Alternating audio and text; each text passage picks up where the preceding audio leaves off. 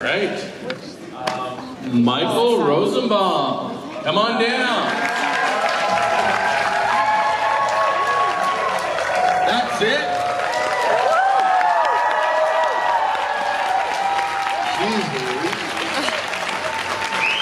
So this guy is the best Lex Luthor, right? Yep. Best Lex Luthor?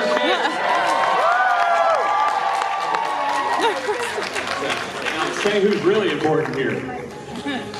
You left somebody out. I thought you were going to introduce Kristin Kreuk. Come on down. Give it up. I can't stand to fly. I'm more than I'm just it's not easy to be me. Lexi. It's not easy to be Lexi. So, everyone's questions to the left or to the right? Have at it. Let's start on this side. Let's start on this side. Who's got a question? Olivia does. This better be good. Well, You're the first one up. It's got to be good. I have to say I wasn't approving of this relationship at all. Why? Respectful. Why? Respectful. Why? It was healthy. You know I'm a Clark and Lana fan, but anyways, I felt your character dynamic was really fascinating in the way you guys played off of each other, like hiding so many things was really interesting. So I was wondering how you guys felt about that. I know, Kristin, you've talked about that a little bit, but... Kristin? No, like you said, I have. I loved once we started to get to play all of the layers, and I love working with you. Thanks. But it was just such a joy to come to work and start to just have so much going on. Dig in. Yeah. there's a lot of meat. Yeah, there was a lot, and a lot of secrets, and I like how she's slowly, she's, starts to dress differently and look different, all of it. It was quite fun for me. Yeah, it was, in the beginning, it was just sort of, we'd see each other in passing. You're like, oh, hi, Kristin, I'd never see you. And then when we started working together, it was just really fun. We didn't really know each other, and then we kind of... Yeah, we developed a nice friendship that season of the show. Yeah, really, really nice. It was fun. It was fun. Especially Lexmas. I love Lexmas. Lexus is great. It's a great episode. What Lex could have had. Left side. Hey, Kristin. Hi, Michael. Hello. Hi. I have a question for you. I view fame as somewhat of a superpower. And you can just acknowledge us, say hello, and it makes our day. That's a really cool thing. How have you been able to use your superpower, and I know there's a downside to it, how have you been able to use your superpower of fame to do good in this world? I thought you were saying fame. Superpower. Confused.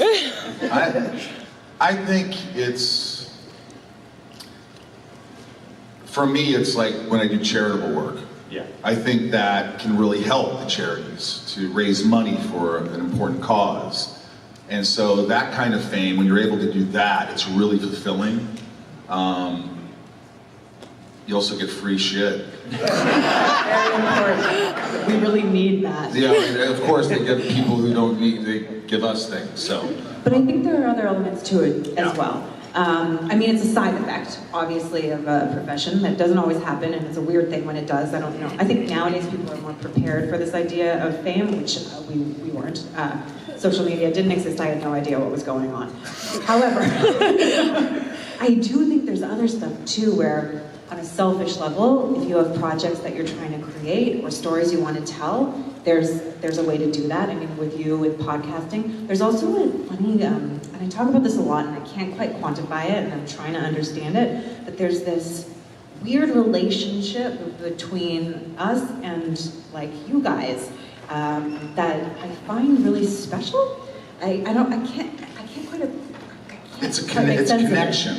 And we can change the show itself in a way through our interaction and through your interaction with each other. It starts to make whatever Alan Miles created into something else entirely, where we have a whole other experience of it that I find kind of fascinating. Yeah, and you can use your fame, you know, some people use it for not great things. And some people use it for, you know, being, like I said, being kind and charitable work and making someone happy. And, you know, when you're doing a show like this, you don't realize the impact it has on others. And certainly before social media, when we were doing the show, we didn't really know how it affected you guys. Yeah.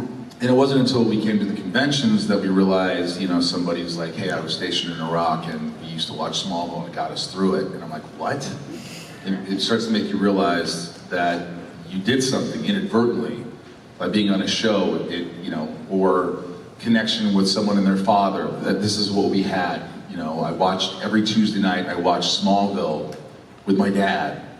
And he hated Lex, but I loved Lex. And, I wanted to emulate him. yeah, so there's something beautiful about that. You hear so many stories, and it definitely has an impact on me.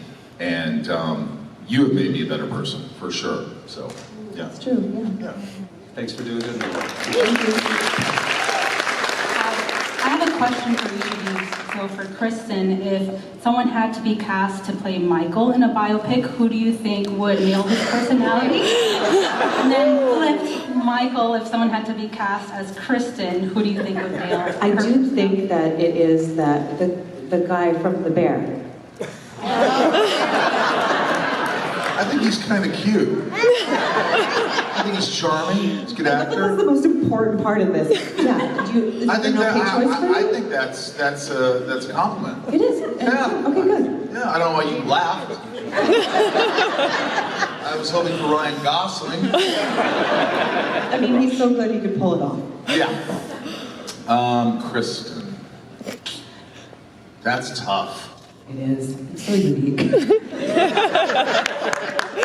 I don't know, like a young Angelina Jolie. Whoa. I don't know, or who's the woman from Lost? Evangelina. Yeah, well, in terms of her, like, she's like sort of stunning, like her outer appearance. No, personality. Well, I'm talking about appearance here. Oh, eventually. You're like, pleasant what? to look at, and you're also, you have Angelina Jolie's depth. Thank you, Michael. You're welcome. Thank you. Hey,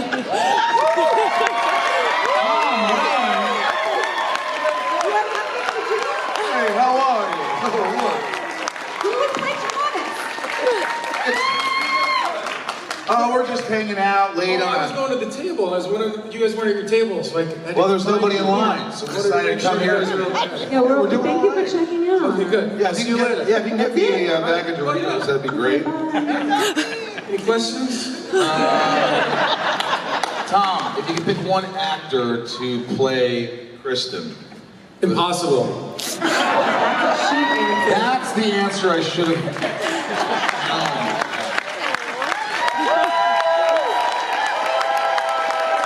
Ladies and gentlemen, Thomas Welling. All right. This side. That side goes. Hey Michael, hi Kristin. This question's for Talk louder into the mic, sir. There you go, not that This is loud. my first question here. Kristin, you were the best part of season 6. Your performance was. Thank you. It was so interesting to watch. With Lana being such an internal person, and you like every episode, it seems like you evolve. You were just talking about how you changed outfits and stuff, and just thought that was great. I was just wondering if you Changed outfits? Yeah, I know what he means. Oh, you know what he means. It was just great how you changed outfits. We know where you're coming from.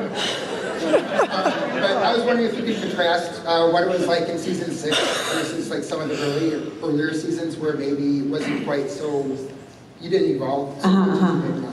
Yeah, I mean, I actually found Lana in the early seasons much harder to play. Just to go back a little bit, so like in high school when I was doing drama, I always picked the scenes and the characters that were like the most tortured. That was what I was like super drawn to. So playing someone that seemed so bright in some ways and soft and all of that felt really strange for me. Also, I didn't know what I was doing, but the shift is so distinct, where everything she's feeling and thinking is kind of being hidden and only released in very strategic ways, means that she is constantly in this analysis of what to reveal and what not to reveal, which is much more of a villainous standpoint. I feel like often the good people are much more open. They are more of an open book. And I liked being able to play in that. And early Lana couldn't do that. Yeah, you weren't ever really like Lana. You were always sort of mysterious and well, you were a child, essentially, right? You were young, so you were growing into yourself, and you were sort of shy, and you were sort of introverted, and there was a lot of things that we weren't seeing in the first seasons because you weren't given that. And then later on, you got to kick some ass. So that was nice seeing. Yeah. Excellent. So my question is mainly for Kristin. Oh, great. You're killing them. So Smallville was the first time that we got to see two actors that played Lana before, because Annette was previously Lana. Like what the first person mentioned in season 6, however, Martha was being like, there's a deleted scene, I forgot the episode, but there was an episode where Martha treated you, or Lana, as a daughter. Did you ever feel like Annette was like mentoring you to become your version of Lana, but she always guides you to improve your way? I wish that was the case. It just was never, I don't think I worked with Annette very often. She was the loveliest she is the loveliest human being. She's a wonderful actor. Oh my God, is she ever fantastic. I just didn't get a chance to be around her that much. I was always nervous around Annette too. I didn't get nervous around a lot of people. Why? I think it's because I wanted to impress her. I wanted to show her that I could act. And so I had to step it up. And it felt like she was watching me, but she wasn't. She definitely wasn't. No. You get in your head, you're like, I want to show this person that I've got the goods, I can do this. But she was always very flattering. And when she would come in, you were so good last night. We watched the episode, and it meant so much to me. She has no idea, so yeah. She's pretty special. Yeah. You're late. Where were you? Having selfies with Tom. Tom's selfies, and he was up here. I love you too. I love you too. Now sit down, please. Look at that little ranking system. So I've been asking everyone this question, and I know at the ladies panel you already answered, Kristin, but you're welcome to answer again. Smallville has given us a lot of emotional moments throughout the series, so I was wondering if you could choose, well, out of any movie, any TV show, no matter how many times that you see it, what is an example of something that made you emotional and why? I couldn't think of one. I mean, there's so many that it's hard to pinpoint. But I cry. I get emotional. But it takes a lot. Like I have to be really invested in something, in a character. I mean, I remember. When's the last time it happened? I don't know, but I remember the red wedding, the blood wedding. I was so shook. When that happens, you know what I'm talking about. And what's her name? Stark, Mama Stark. Yeah, her. Caitlin Stark. When she knows she's gonna die, it was just heart-wrenching. And I just remember, wow, I remember being numb. Shows don't do that a lot for me, but that one did. There was some, every show has something to offer. You hope, that's why you watch it. And when you're invested and something happens, you feel something because you're on this journey with them. So, yeah. I sit and watch things and I'll snot cry, but I can't remember what they are. Well, how about a scene or something you read in a book that really got you? Again, I Next do. question. It's fine. It's a tough question because it's like you could really search and think about episodes that. This is how Michael and I eventually became friends. Yeah. I stopped reacting to. I could see just that you were coming from a nice place on the whole. It just doesn't have an attention span. And that's okay. What were you talking about? Yeah. Entertaining. Anyway, go. So my catchphrase while watching the show has been justice for Lex, because every time someone hates him for something, it's something that they do to him, but he forgives them while they attack him. He hit me in the face.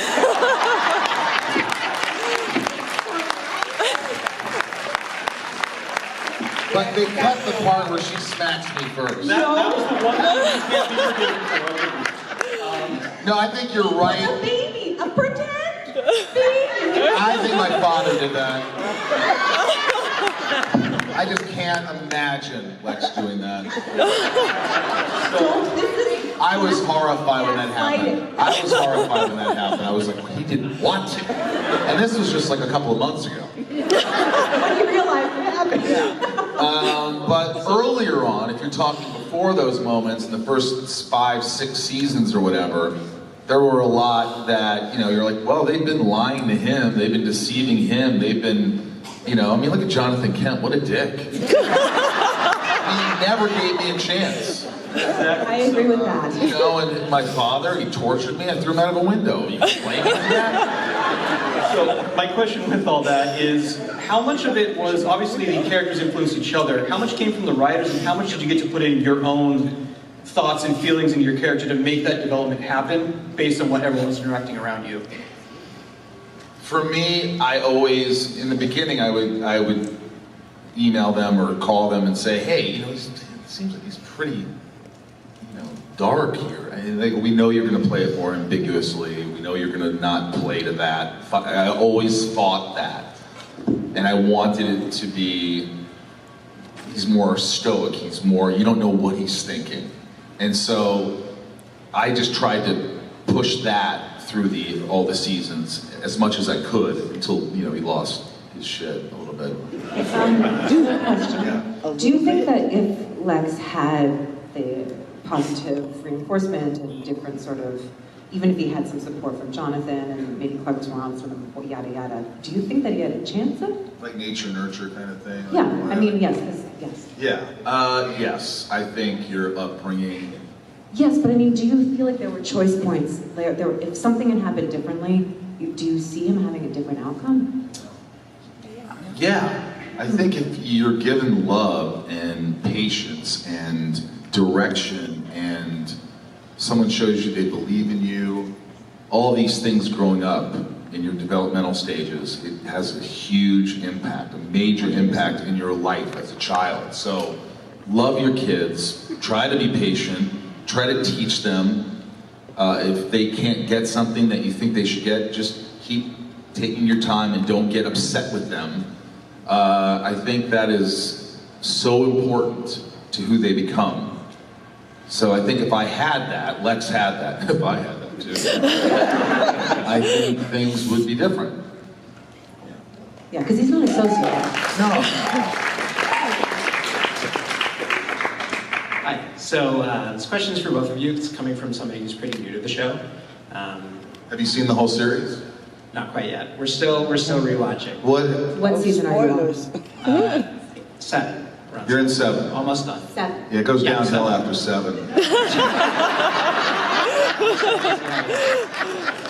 Just kidding. Yeah, so I didn't grow up with it as a kid, but my wife did, and she watched it every week. And so when you started the podcast, we started doing a rewatch. But when at first I was pretty critical of the show, coming from but week over week I was like, yeah, this is a ton of fun. But something I kept thinking about was what if Smallville was made today? And I was curious, if you were tasked with writing a script for a reboot of Smallville, what's the secret sauce of Smallville that you would put in the new version, and then what's something you would avoid bringing over? I think if it was a streaming service, now they do 8 episodes a season. If you just shrunk it down to X amount of seasons with 8 episodes, it would be amazing. It would be darker, it would be richer, every episode would shine. You wouldn't have episodes like... Yeah, but what if that was part of the secret sauce? What if the not dark, the earnestness, the hopefulness? You can have all that in there. You could? Yeah, and add the element of the dark, and as the series builds, it sort of gets darker, and you know you're really invested in these characters. I just think that, you know, with 22 episodes, you've got a lot of. It's too much. It's too much. It's too hard to maintain quality programming. You're going to have some dumps. You know? I have a question for you You're going to guys. just have it. It's just normal. Would you want to get rid of all of those filler episodes? No. It makes it what it is. If you could get 8 awesome episodes that just are gripping, that are just no freak of the week, you want freak of the week? Yeah. It gets a little old, but I understand, I do understand there's some freak of the weeks that work. I just think that was sort of heavily relied on in the beginning, which I understand why, because you're making 22 episodes and you have to have a filler. But for me, I want to binge watch and just, I can't wait for the story to be pushed forward. I don't want to have like a great episode and then go, what happened to the storyline? Why don't we stay with that? That was good. Are there any shows that are 20-something a season that you love? I doubt it. That's a taste thing. That's a totally different. You want like a serialized, like really tight story, really intense, and I don't think that's what everybody. I like Lost. Okay. Yeah. Lost. I mean, it got a little crazy. I'm trying to think. You know, like different strokes. Next question. Thank you. I understand where you're coming from. I'm just being honest. Hi, Michael and Kristen. I was wondering if the Talon had a karaoke night, what song do you think your characters would choose to sing? I can't stand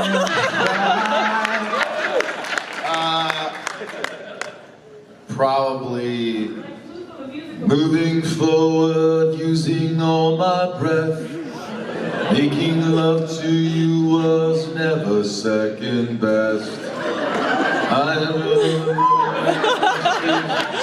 I stopped the world and melt with you. Can you pick one for Lana? Wow, that's tough. Really tough. Does it have to be from the time period? Like we're in the early. It can be on? anything. Scotty doesn't know. It would be a Lana song. Lana song, like is she emo? What does she? It's gotta be tragic. What was that? It's gotta be tragic. Yes, tragic. I think Sarah McLachlan. Yeah, maybe. Love me tender, but I was restless. Love me close. Maybe love me less. Love me high school football coach. Maybe we could have.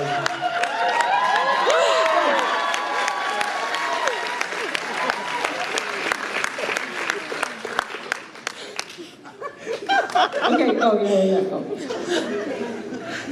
yeah. So it's been really cool to watch, like rewatch as an adult, because when this show came out, I was in middle school and I was just obsessed. I had posters, I had the calendar, and I recently found it. It was so cool to see it. So like back then, I'm in middle school, and so then I hadn't watched it in a while, and I rewatched it with the podcast with my husband, and I'm like, man, this is so outdated in some parts because of some of the things, like the problematic things that you've talked about, Kristen. And I really appreciate that. And it's been really cool to see, like the show has actually become more important to me, like getting to listen to the podcast and getting to know you guys as actors more, because when I was a kid, I was just obsessed and like, I'm a teenager, so, you know. But now I'm in my 30s, and it's just been really cool to see like more of the character, and so when I'm watching it, I know more about you guys, if that makes sense. Yeah. And so it just means a lot more. So my question, I kept on trying to think, what do I want to ask them? And I actually just want to know, like, what more about you guys, what are more of your, like, if you had to pick a book of fiction, or any kind of book, it doesn't have to be fiction, but your favorite book that is like your comfort book, that you go back to over and over again. What? You're more of a reader. I am more of a reader. Michael, read nonfiction. Or movie. I like nonfiction. I like history. I like, I don't like World War II, but I like reading about World War II. How it all happened. I like history. Yeah. But would you go to a horror movie again and again as a comfort movie? I don't know if it's a comfort thing, but I definitely like, for me, horror movies are like roller coasters. You get that adrenaline rush. When you get scared, you're like, oh my gosh, what's gonna happen? That's kind of like why I like horror. And when I was 8 years old, my mother sort of forced me to watch horror movies with her because no one else would watch them. So it kind of messed me up a little bit. But, I love documentaries. I can sit and watch a documentary forever. I just love it. I think I say this all the time, but Anne of Green Gables is, it's really I haven't read it in a while, and I've been gifted some beautiful, like, French editions, and that my French is getting a little bit, I'm like, maybe I should attempt it. I'm gonna read it in French. Maybe, I don't know, we'll see, Michael. We'll see, I don't know. Like Jack Nicholson, we'll see. All right, this is a good question. Maybe you can get right to the question this time. I'm just kidding. I'm kidding. I liked her preamble. I'm just giving people... I'm giving the preamble as well. Okay. I did not watch season 6 until after I became a mom of 2. And so it really bothered me when Lex pretends that Lana is pregnant. And I wonder... Bother the world! How does Lex go about it?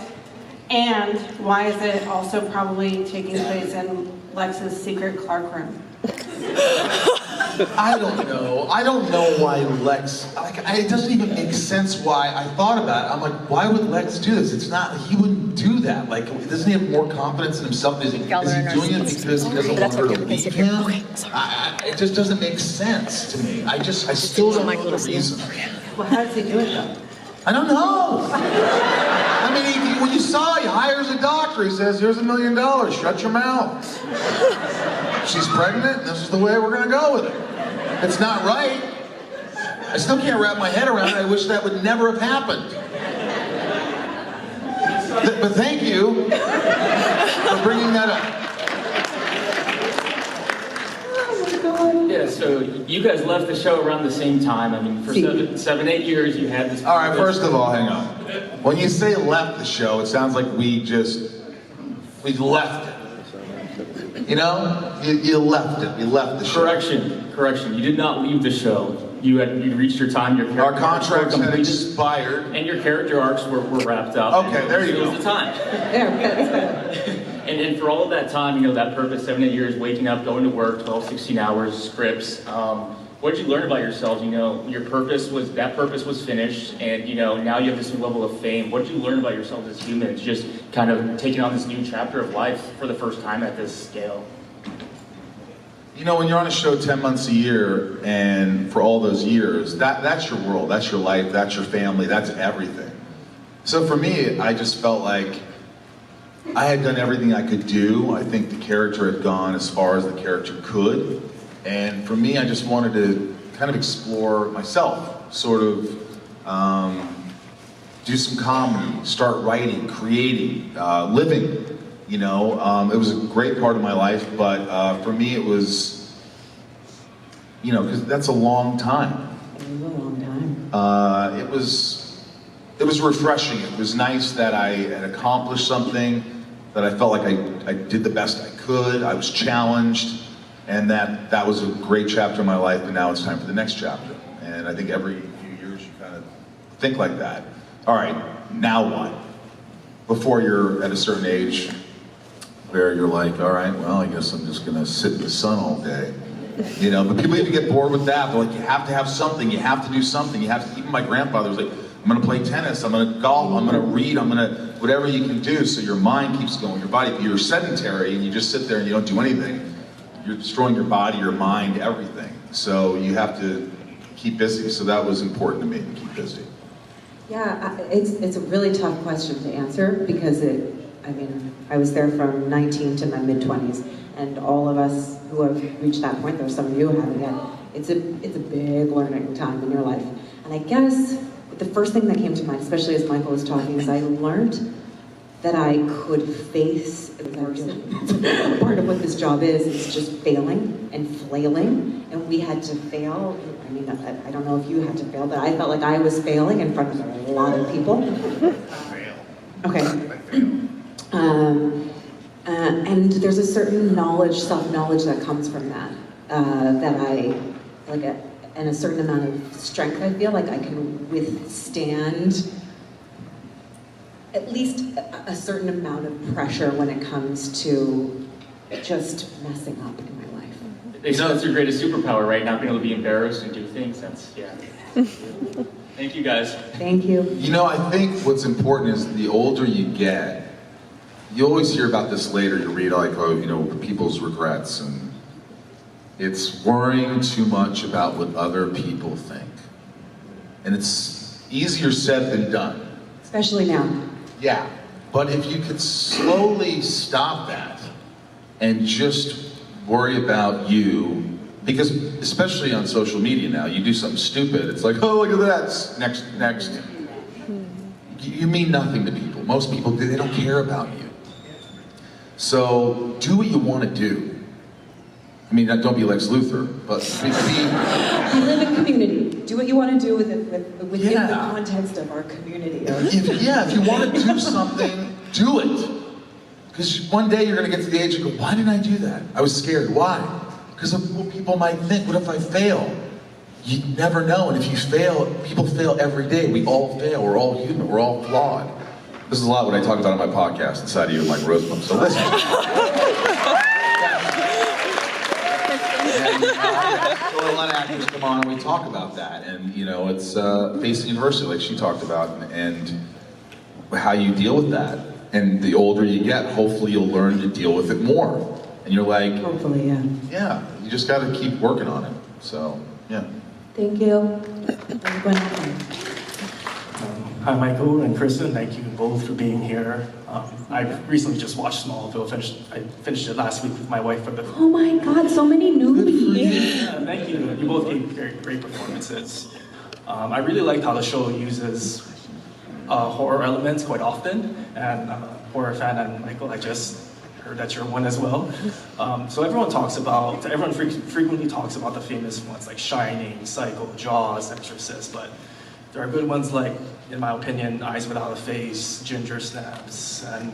Wow, Ginger Snaps. Canadian. Ginger Snaps isn't bad, it's all right. Yeah. It's not amazing, but it's good. I like it.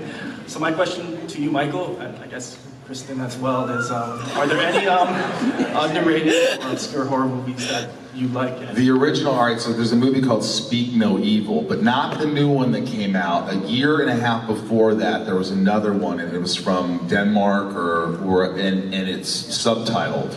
It's a great film, and then the United States, you know, Hollywood said, oh, let's make this an American version, and it was good, but that was unbelievable. One Cut of the Dead is really fun. You should check that out. There's a movie called The Coffee Table, which will blow you away. It is horrifying and intense. There's this one called Spoorloos. Spoorloos. It's not in English. What does it mean? Does anyone know what it means? I don't know what it means, but it was really creepy and Send that dark. to me online. Okay, I will. It's not new. When Evil Lurks. I mean, there's some great horror movies. There's an app called Shudder that has only horror movies, and it's like $5.99 a month, and that's what I do. I just watch a lot of crappy ones, but there's some good ones. You know, like Slumber Party Massacre is kind of stupid. A lot of boobs in that one. And wieners. Hi guys, my question pertains more to Michael. So earlier you interviewed David Tennant on your podcast, and I was curious, if you could do a role swap with David Tennant, which one of his roles would you want to play? I love Broadchurch. I'd love to play like a character like that on Broadchurch. I think he's phenomenal. You'd be really great in a role. Yeah, I think that would be fun. Would you do that if you had to leave home?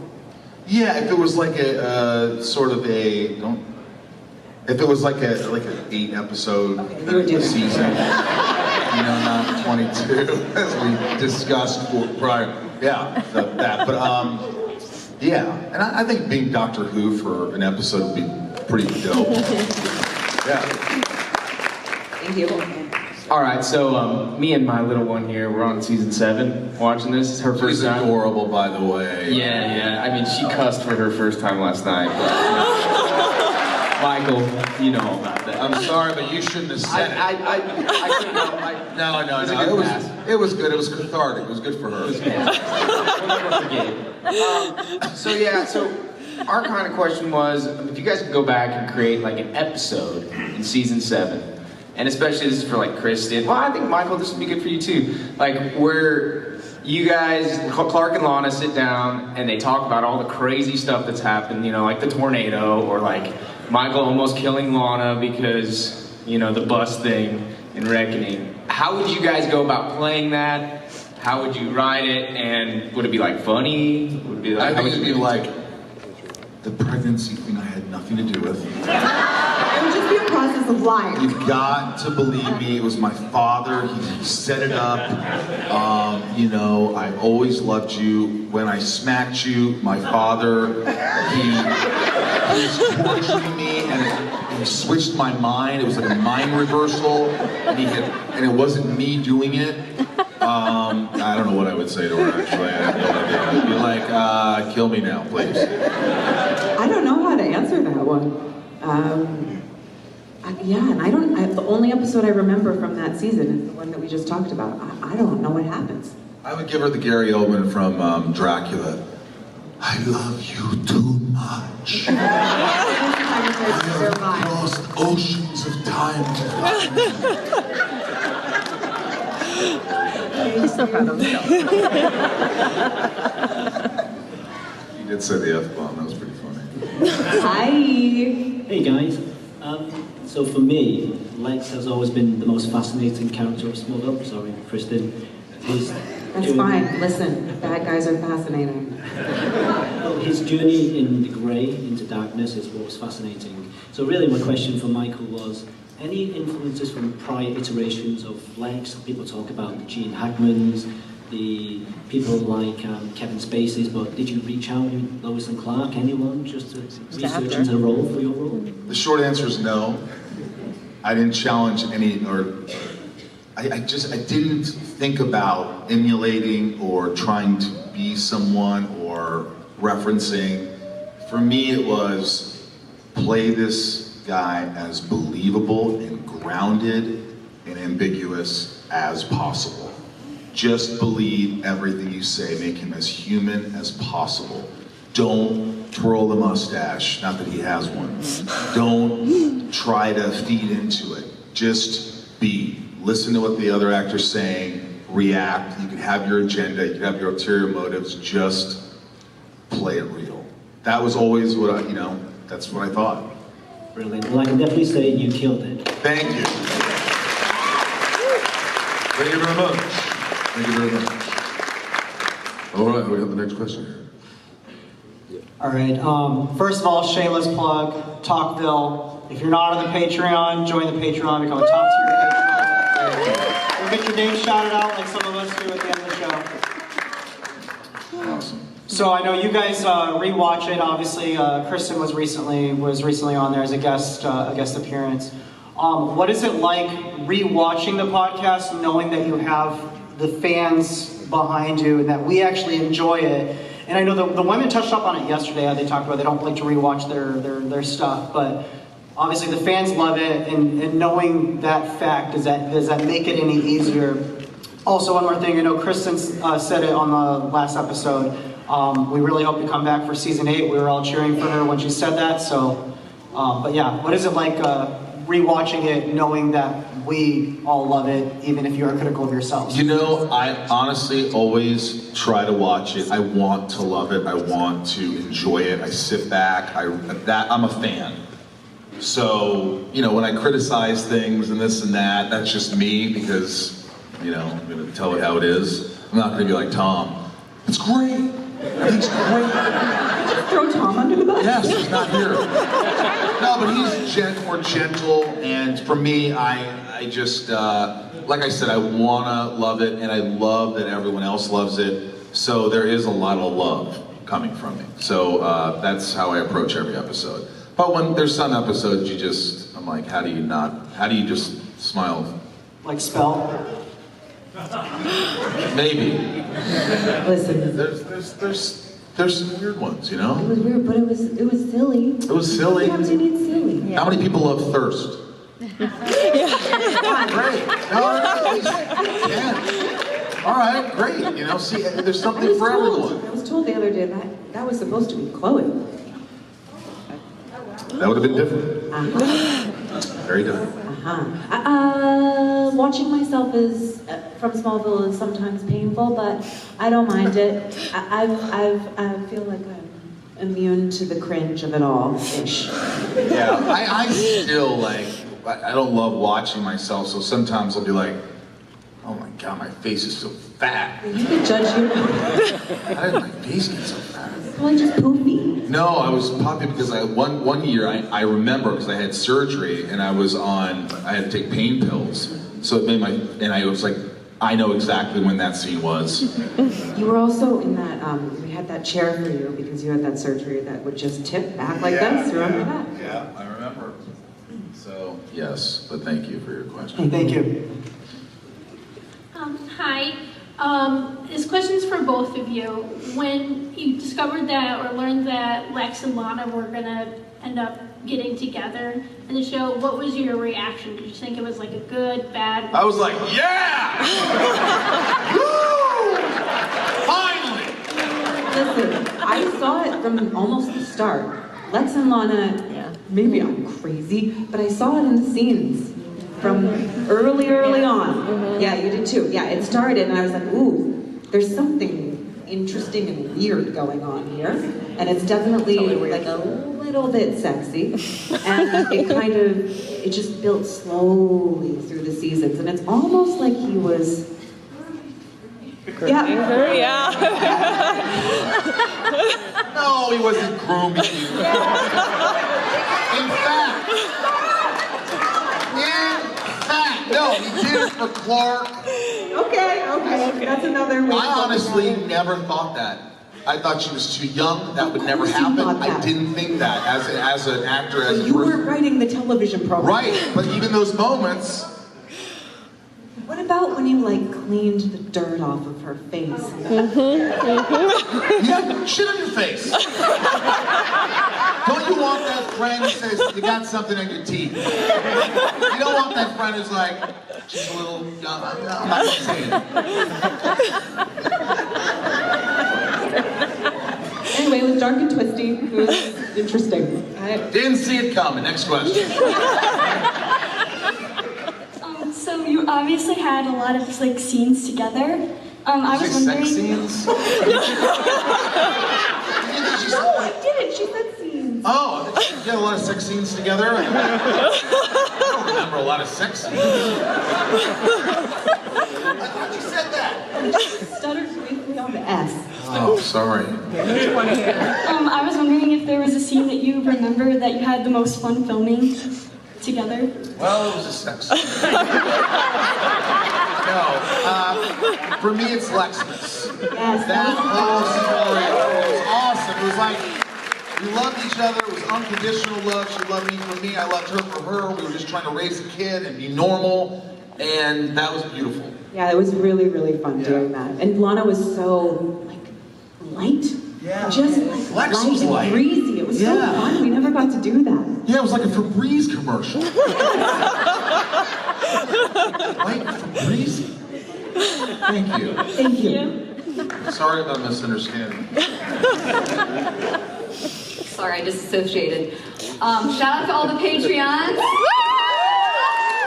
And thank you guys for being here. My question is, do you think Lex kind of got the ending he deserved, or would you have rewritten it?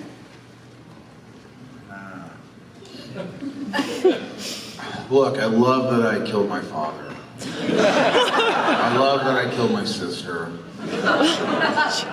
I thought I wanted to see him go dark. So it was good. I think that they could have done it a little earlier. They could have, it's like they threw everything at last season. And I wish they would have sprinkled a little more in season 6 into 7 into, but ultimately I was pretty happy with it. Yeah. Thanks, Michelle. Thank you. Hello. I was wondering if you guys weren't in the show and you were watching the show, who would your favorite character be and why? No.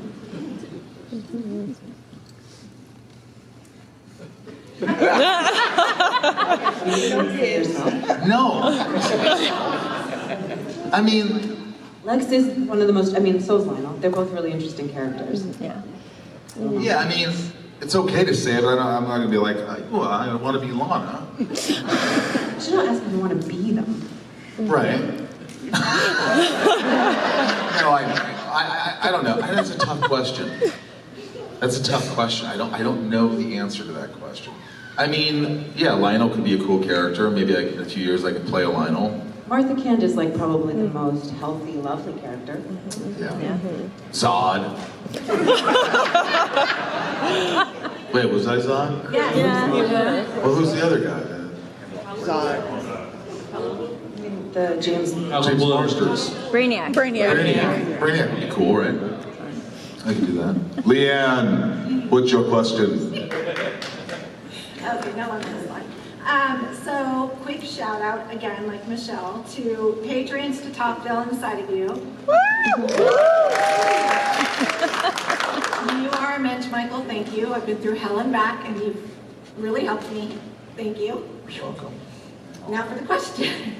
As a veteran special ed teacher, I am known for having many superpowers. So, do you guys have any? Like, what do you consider your superpowers? My superpower would be... Farting. I think I could... My dad always said that... farting, yes. But I think I have an innate ability, I think that to make people feel comfortable or happy. Yes. And so I think, I love that about it. Yeah, and I like to bring people together and like people to feel good about themselves and life and yeah, that's... You also have a really good way of like taking the piss out of people while they feel loved. Yes. But enough about me. I don't know. I mean, I think that Brilliant, well-read, charming. Sure it is. How about... I think I'm pretty good at seeing things from a macro perspective. Like I can see pattern situations over, like I can pull myself out and see something. I think I'm good at that. I think, yeah, kindness. I think you're incredibly kind and supportive, especially with women, and younger women. And I think that's tremendous and shows you who you are. And I think that's a superpower. Thank you. Yep. Hello, sir. Hello. So I've been watching Smallville. I'm on season 5 right now. So many new people. Yes. So they spent years building up Lana and Clark. Did you know from the beginning that it would end with Lois, or was there ever talks with the studio to make Lana endgame? Back in the olden times, I don't think we had alternate universes as much. I think it was always just going to be the normal ending. I never thought about it that much, to be honest, because the show was its own thing. So, yeah, yes. The tragic love story is what makes it kind of beautiful, right? The tragedy of it is what draws you to it, what makes it achy, what makes it that kind of like Eros-y feel. If they were to be together, you don't have that. You don't have that sadness like seeping into the love. I concur. Thank you, sir. All right, this might be the last question. I gotta catch a flight. Yes. Okay. I know, doesn't that suck? Yes. But I love you guys. This has been a tremendous. They get Tom and Erica. Oh, you get Tom and Erica. What are you worried about? Go? Okay, yeah, awesome. So this is like a question that's kind of for y'all, also kind of for the crowd.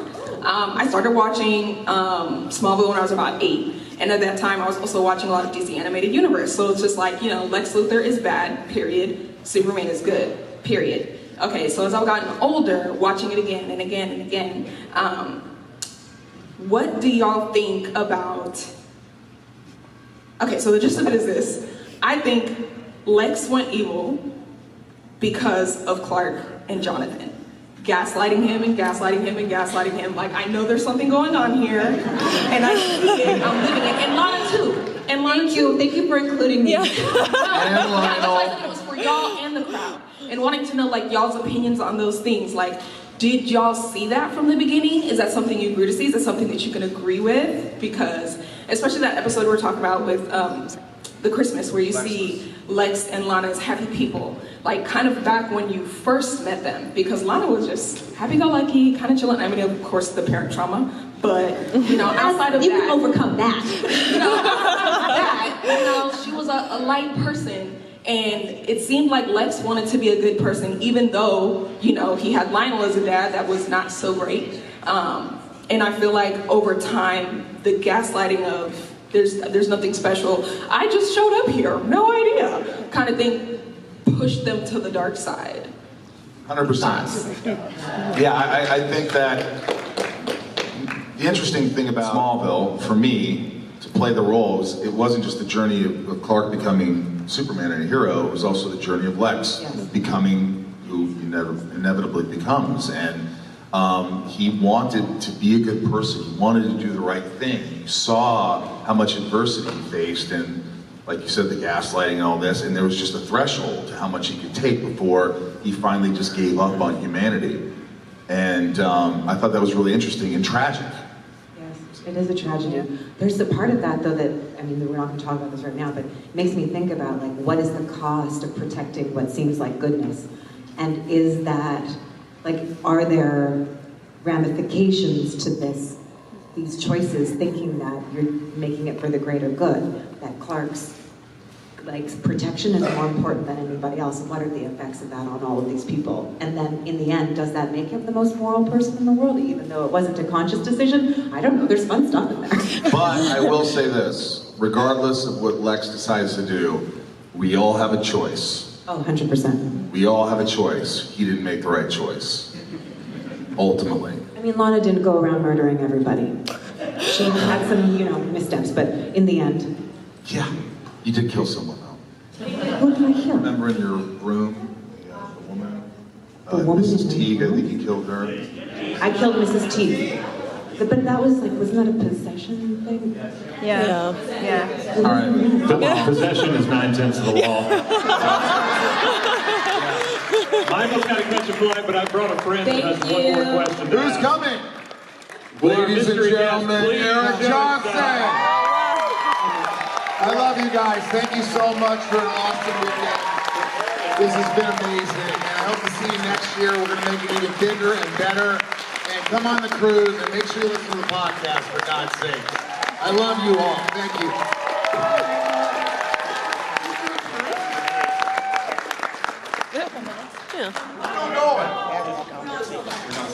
Okay, bye. Ask your question to Kristin. Hi. Eric? Big fan. Sorry, I'm a little nervous. Season 1, which is a personal favorite of mine,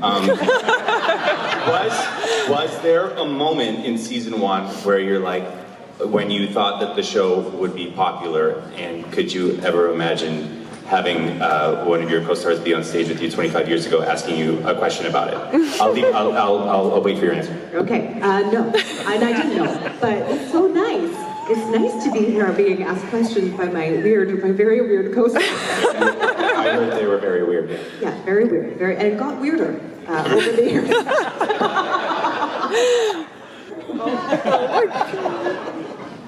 Well, thank you. Thank you for answering my question. Thank you. Yeah, thank you. Thank you.